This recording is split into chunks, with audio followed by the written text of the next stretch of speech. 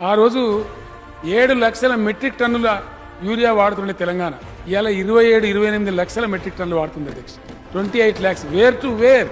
ఎరువు బస్తాలు అయితే మనుషులు తినరు కదా అధ్యక్ష. తింటామంటే కాంగ్రెస్ వాళ్ళకి పంపిస్తాం, మాకు అభ్యంతరం లేదు. అవైతే మనుషులు తినరు, అవి పంటలకే వాడవలసి వస్తుంది. మీరు తమరు అధ్యక్ష, తమరు స్వయంగా ఎన్ని ఢిల్లీ చక్కర్లు కొట్టిండ్రు, ఎన్నిసార్లు సెక్రటరీ దగ్గరికి పోయినరు, ఎన్నిసార్లు మంత్రుల దగ్గరికి పోయినరు.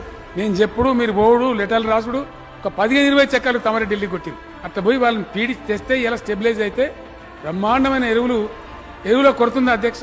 అదే కాంగ్రెస్ పీరియడ్లో చెప్పుల లైన్లు, పోలీస్ స్టేషన్ల ఎరువు బస్తాలు, మళ్ళా కాంగ్రెస్ ఇస్తే అదే గతేస్తుంది.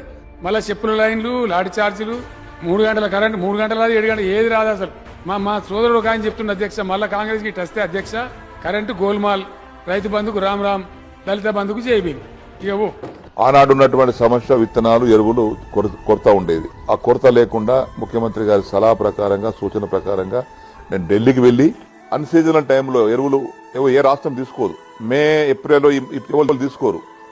ప్రతి రాష్ట్రానికి కేటాయింపులు ఉంటాయి, కానీ కొన్ని రాష్ట్రాలు తీసుకోవు, వేస్ట్ అవుతుంది. ఆ సర్ప్లస్ అయిన సందర్భంలో కేసీఆర్ గారు నాకు ఢిల్లీకి పంపించి అక్కడ ఉన్న రాధామోహన్ సింగ్ గారు అప్పుడు మంత్రిగా ఉంటే అక్కడ అధికారులు పట్టుకుని, అంటే ఎవరికి అవసరం లేని సమయంలో ఉన్నటువంటి ఎరువులను బఫర్ స్టాక్ గా మనకు రాష్ట్రానికి తీసుకొచ్చి పెట్టేవాళ్ళం. అంటే 4 లక్షల మెట్రిక్ టన్నుల ఫెర్టిలైజర్ ని బఫర్ స్టాక్ గా పెట్టేవాళ్ళం. ఆ విధంగా ఎరువుల కొరత తీసుకున్నాం.